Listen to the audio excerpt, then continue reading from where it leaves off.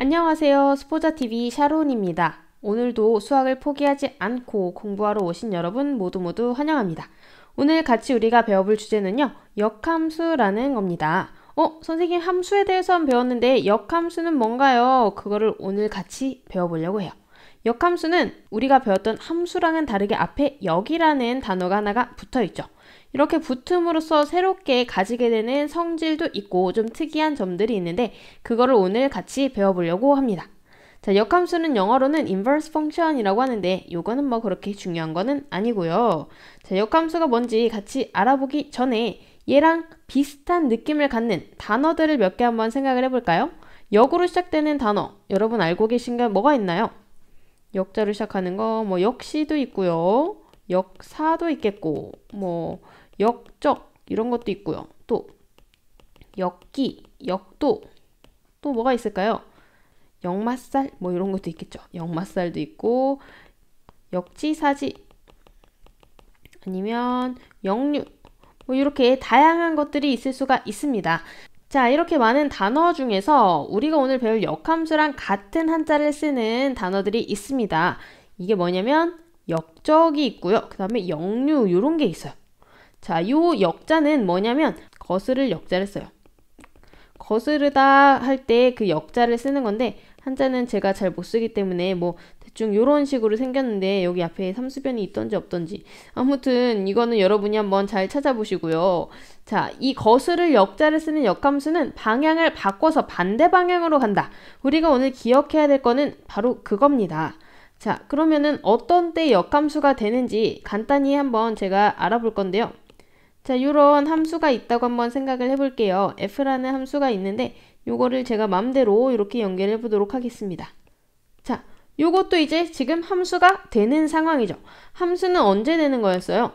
이 왼쪽에 있는 x를 우리가 정의역이라고 했는데요. 정의역에 있는 모든 원소들이 y, 공역에 있는 원소에 딱 하나씩만 대응될 때를 우리가 함수라고 했습니다. 그래서 지금 1은 a로 2는 c로, 3은 c로 딱 하나씩만 대응되고 있기 때문에 얘는 함수는 맞아요. 함수는 맞습니다. 자, 그럼 역함수가 되는지 안 되는지, 역함수에 존재하는가 요거는 한번 알아보도록 할게요. 역함수는 방금 방향을 바꿔서 거스른다고 했잖아요. 그래서 거꾸로 방향으로 연결을 한번 해보면 됩니다. 그러면 A는 어디로 가야 돼요? A는 1로 이렇게 가야겠죠. 근데 B는 어때요?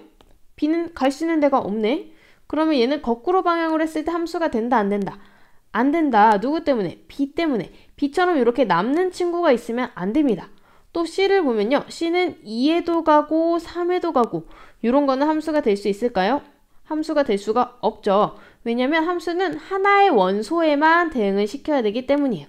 그래서 이거는 역함수가 존재하지 않는 경우가 됩니다. 그러면 역함수가 존재하려면 어떤 경우가 돼야 되는가? 제가 오른쪽에다 다시 한번 함수를 그려볼게요. 자, 이렇게 똑같은 상황에서 하면은 함수가 안 돼요. 왜냐면은 하나가 남기 때문에 하나를 지운 다음에 d를 지운 다음에 새로 생각을 해보도록 하겠습니다. 새로 g라는 함수를 생각할 때 1을 b에다 연결하고 2를 c에다 연결하면은 3도 c에다 하면 안 되고 무조건 남는 친구에게로 이런 식으로 해야 이제 역함수가 존재할까요? 실제로 한번 보면요. 일단 a는 어디로 가요? A는 거꾸로 가면 3으로 가고요. 그 다음에 B는 거꾸로 가면 1로, C는 거꾸로 가면 2로 가는 이런 경우를 볼 수가 있습니다. 그래서 얘는 함수도 맞고 그 다음에 역함수도 존재를 하게 되는 거죠.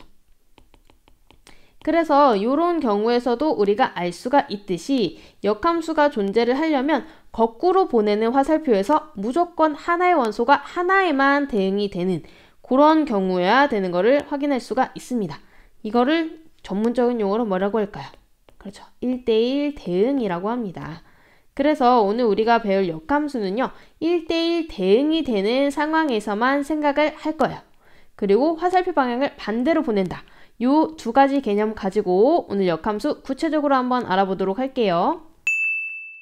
자, 그러면 이 역함수에 대해서 크게 우리가 알아야 할 것이 이렇게 5가지가 있습니다. 이 5가지는 여러분이 네모에 들어갈 말을 하나씩 짐작해가면서 하면 좋을 것 같아서 제가 빈칸을 뚫어놨는데요. 첫 번째 줄에 들어가는 이 초성 퀴즈부터 한번 맞춰보면서 역함수에 대해서 하나씩 알아보도록 할게요. 일단 방금 배웠듯이 함수 fx가 어떤 거를 만족해야 역함수가 존재하죠? 그렇죠. 함수 fx가 1대1 대응이어야 일단 역함수가 존재한다. 요거를 알 수가 있습니다. 자, 첫 번째 빈칸에 들어갈 건 뭐냐면요. 역함수의 기호예요. 우리가 새롭게 배울 역함수의 기호인데요. 여기 들어갈 기호는 f 옆에다가 작은 -1을 써주면 돼요. 자, 그 다음에 역함수는 정의역이랑 공역이 자리가 바뀌게 되는 거예요. 원래 함수에서는 정의역이 누구였어요? 정의역이 x고 그 다음에 y가 공역이었는데 역함수에서는 두 개의 역할이 바뀌기 때문에 y에서 x로 이렇게 되게 되겠습니다. 자, 제가 오른쪽에다가 조금 더 그림을 그리면서 구체적으로 설명을 드리도록 할게요. f가 이런 식으로 정의가 되어 있다고 하면은 x 정의역에서 y로 이렇게 가는 게 f였다면 이 반대 방향으로 가는 게 우리 지금 배우는 역함수라고 했잖아요. 반대 방향으로 이쪽 방향으로 화살표가 써주고 f-1 이렇게 되는 게 이제 역함수입니다. 그러면 여기서의 정의역은 누가 되는 거예요? 새롭게 설정된 y쪽이 정의역이 되는 거고요. 그 다음에 공역이 x가 되는 거죠. 그래서 y에서 x로 화살표 이렇게 되는 겁니다. 자, 그러면 2번도 같이 한번 볼게요. 2번은 y는 fx라는 요 식이 이제 어떻게 바뀌는가 요거에 대해서 묻고 있습니다.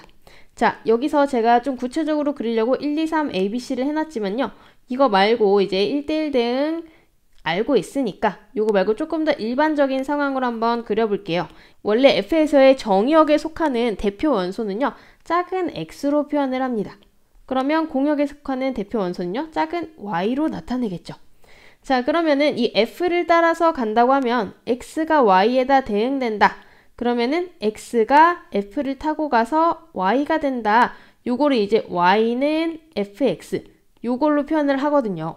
그러면 거꾸로 얘기를 했을 때 자, 이렇게 역함수로 온다. 그러면 누가 누구를 타고 와요? y가 f 역함수를 타고 왔을 때 x가 된다. 이렇게 되겠죠. 그래서 얘는 기호를 어떻게 하냐면 요 x는 f 역함수 y 이렇게 표현을 합니다. 그래서 두 번째 빈칸에 들어갈게 x는 f 역함수 y. 요거는 조금 생소한 표현이지만 f가 이렇게 왔다 갔다 넘어가면서 마이너스가 붙는구나. 이 정도로 생각을 해주시면 좋을 것 같아요. 자, 그럼 이제 세 번째 줄 넘어가도록 하겠습니다. 세 번째 줄은 뭐냐면요. 빈칸이 좀 작죠? 그래서 여기는 작은 문자가 들어가요. 첫 번째 네모부터 한번 보면은 x를 어디다가 넣어줬다가 x를 먼저 f에다가 넣어줬다가 그 다음에 f 역함수에다 넣어주죠. 그러면 다시 오른쪽으로 넘어와서 한번 봐주세요. 오른쪽에 그림을 한번 잘 봐주시면은 x가 y쪽으로 갔다가 다시 f 역함수를 타고 오니까 자기 자신이 나오는 거예요. 그래서 얘가 왔다 갔다 하면은 그대로 x가 되는구나. 마찬가지로 그러면 두 번째 빈칸엔 뭐가 들어갈까? 두 번째 빈칸에는 y가 f 역함수로 갔다가 다시 f로 돌아오니까 또 y 자기 자신이 나오겠죠. 그래서 이렇게 f 역함수 f 이렇게 합성이 되어 있으면 얘가 그냥 날아가고 뒤에 있는 친구들만 이렇게 쏙 빠져나오는구나. 요거를 기억을 해주시면 되겠습니다. 그런데 얘가 어디에다가 합성이 되는가는 바로 앞에 있는 함수에 따라서 앞에 있는 함수가 f면 x가 들어가고요. f 역함수면 y가 들어간다. 요거는 이제 잘 생각을 해주셔야 돼요. 자, 그럼 이제 4번 보도록 하겠습니다. 4번 괄호는 뭘까요? 4번 괄호는요. f의 역함수의 역함수를 얘기를 해주고 있죠. 역함수의 역함수는 다시 자기 자신이 됩니다. 그래서 여기 들어갈 거는 그냥 f예요. 역함수의 역함수는 자기 자신이 된다. 집합에서도 여집합의 여집합은 다시 자기 자신이 되는 그런 경우가 있었죠. 비슷하게 생각을 해주시면 좋을 것 같고요. 자, 그 다음에 들어가는 괄호는요. 얘는 조금 특이하죠.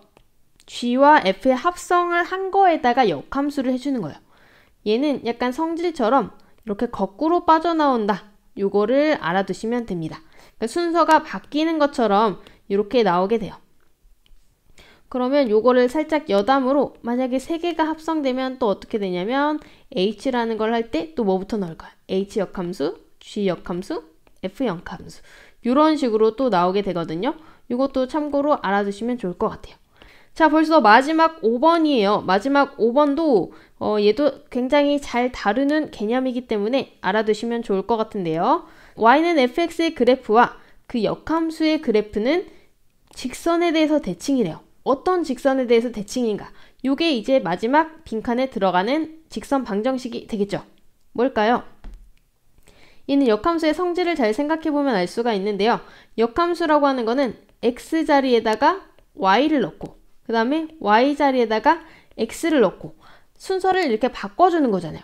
그래서 원래 순서상이 만약에 x에서 y로 가는 f 같은 경우가 x, y로 써줬다면 y에서 x로 가는 이 역함수는 y, x로 점이 바뀌게 됩니다. x랑 y랑 자리가 바뀌기 때문에 어떤 직선?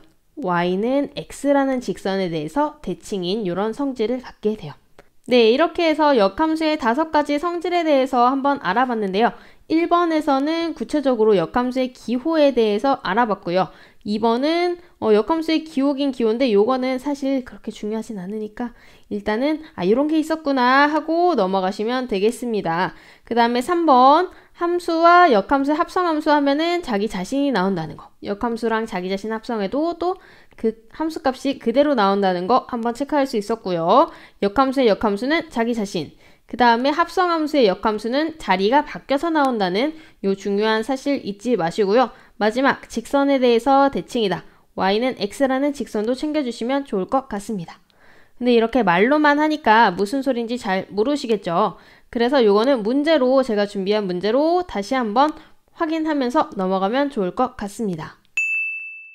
자, 이제 역함수 문제 3가지 유형에 대해서 볼 건데요. 그중 첫 번째 유형은 함수값을 구하는 문제예요. 자, 1번부터 볼게요. 1번은 f 역함수 c다. 그러면 f가 여기 있기 때문에 f 역함수는 요 반대 방향으로 가는 여기 있겠죠. 여기에서 c를 읽어주시면 요 방향으로 읽으니까 누가 나온다? 2가 나오는 거 확인할 수 있습니다. 자, 그 다음에 g의 역함수는요. g는 y에서 x로 가는 요 오른쪽이기 때문에 그 역함수는 x에서 y로 가는 게 되겠죠. 누구 읽어줘야 돼요? 1을 따라서 읽어주면은 b로 가겠네요. 그래서 2번의 답은 b가 되겠습니다. 자, 3번은 보면 어떻게 되어 있어요? 3번은 아까 제가 강조했던 것 중에 하나인데 역함수와 자기 자신의 합성함수죠. 그렇다는 얘기는 일단 b를 찾아가지고 b 아까 우리가 파란색으로 표시해놨죠. b를 찾아가지고 역함수를 보냈다가 다시 f로 보내니까 누가 나와요? 자기 자신인 b가 나온다. 이 친구가 그대로 나온다는 거 여기서도 확인할 수가 있겠죠. 자, 벌써 4번입니다. 4번은 어떻게 하기로 했죠? 역함수의 역함수는 자기 자신이다. 그래서 요거는 f2의 값을 구해주시면 되는 거예요. 자, f2의 값은 빨간색으로 이미 표시가 되어 있네요. 빨간색으로 2 따라가면 누구다? C라는 거 알 수가 있겠네요. 그래서 4번은 답이 C가 되겠습니다. 자, 그 다음에 이제 5번이랑 6번이 중요한데요. 5번이랑 6번은 해석을 잘 해야 되는 문제입니다. 자, 5번부터 보면요. 5번은 무슨 문제냐면 F와 G의 합성함수에다가 그거에다가 역함수를 한 거에 3을 넣은 거예요. 그럼 F랑 G의 합성함수라는 얘기는 뭐죠? F를 보낸 다음에 그 다음에 G를 보내는 거니까 요 방향, 즉 X에서 X로 가는 요게 이제 F랑 G의 합성이거든요. 여러분도 잘 아시다시피 합성함수는 이렇게 순서를 거꾸로 씁니다.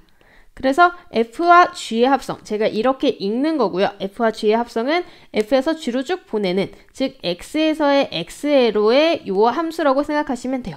그러면 처음과 끝만 보면 되니까 3을 요거의 역함수로 보낸다는 얘기는 오른쪽에서 3을 찾아가지고 그거를 따라서 역함수 이렇게 보내는 2다. 이렇게 해석을 하시면 됩니다. 자, 요거 해석하는 방법 잘 알아두시고요. 자, 그 다음에 6번을 보시면은 6번은 합성함수잖아요. 그래서 얘는 차례차례 누구부터? 가까이 있는 친구부터 해주시면 돼요. 자, 가까이 있는 친구가 누군가요? 3에 가까이 있는 친구가 G 역함수기 때문에 3을 일단 G 역함수에 넣어줘야 돼요.